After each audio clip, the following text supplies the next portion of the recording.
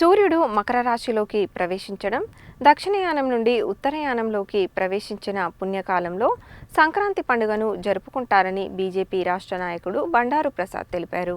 సంక్రాంతి పండుగతో రైతులకు ఎంతో అనుబంధం ఉంటుందన్నారు. సంక్రాంతి సంబరాలలో భాగంగా 3వ రోజు కనుమ పండుగ సందర్భంగా బీజేపీ రాష్ట్ర నాయకుడు బండారు ప్రసాద్ నివాసంలో గోమాతకు ప్రత్యేక పూజలు నిర్వహించారు.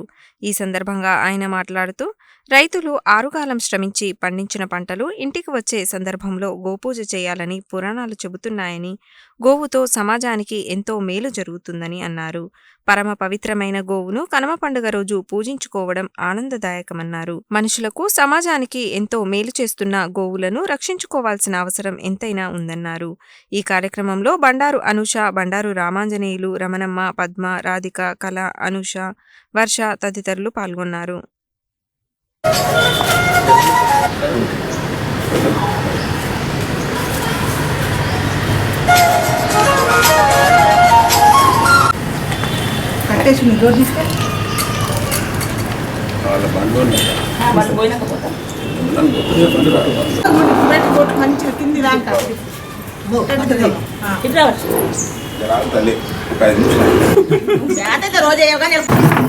తన్నగాల కళ లేకపోతే తినే ఓటికి వీటి కాడికే పోదాం రండి.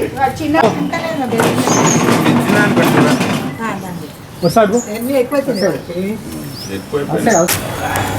నిన్న మన గోవులో కట్టుకుంటే కూడా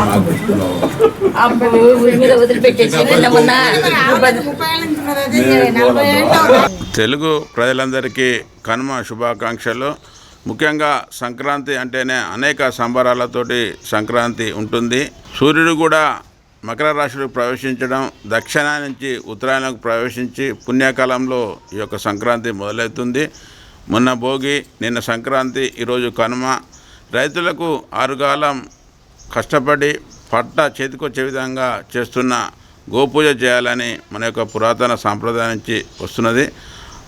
గోతోటి ఎన్ని శుభకార్యాలు ఉంటాయో, ఈ సమాజానికి, ఈ మానవాళికి ఎంత మేలు ఉంటుందో అందరికీ కూడా తెలిసిన విషయం. కాబట్టి అలాంటి పవిత్రమైన గోవును ఈరోజు పూజించుకోవటం మాకు చాలా ఆనందదాయకం. నిత్యం కూడా గోపూజ ఇక్కడ జరుగుతూనే ఉంటాయి. కాబట్టి సమాజానికి, ప్రకృతికి ఈ యొక్క గోమాత వాటి పేడ కానీ వాటి మూత్రం కానీ ప్రతిదీ కూడా దాని శారీరక శ్రమే కాకుండా దాని విసర్జన కూడా ఈ యొక్క ప్రకృతికి మంచిది. కాబట్టి అలాంటి గోమాతను రక్షించుకోవాల్సిన అవసరం మా అందరిపైన ఉంది. మా వాళ్ళు గోమాత అంటే మా పెదనాయన ఉన్న కాంచి మాకు చాలా ఆవులు ఉన్నాయి. మేము ఎప్పుడైనా ప్రతి కనుమ పండుగ రోజు మా పెదనాయన ఉన్నప్పుడు కూడా మేము పూజించే వాళ్ళము. ఎప్పుడు మాకు ఇంట్లో గోవులు ఉంటాయి. మేము అందరికైనా గోమాత మూత్రము, పెండ అందరికీ ఇక్కడి నుంచే సప్లై చేస్తుంటాము, ప్రతి ఒక్కరికైనా కూడా. ధన్యవాదాలు. ఆంగ్ల సంవత్సరంలో మొదటి వచ్చే పండుగ సంక్రాంతి పండుగ.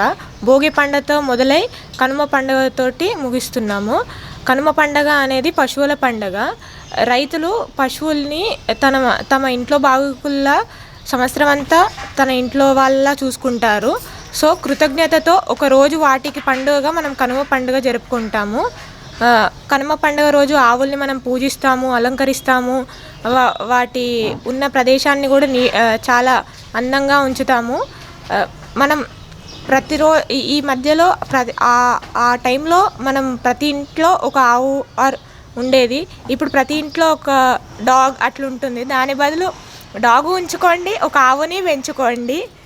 ఆవు వల్ల చాలా ఉపయోగాలు కూడా ఉన్నాయి. మనము ఆవు నుంచి వచ్చే ఆవు పేడ వల్ల మనము కల్లాపు చల్లి దాని నుంచి ముగ్గేసి లక్ష్మి వస్తుందని చాలామంది భావిస్తారు.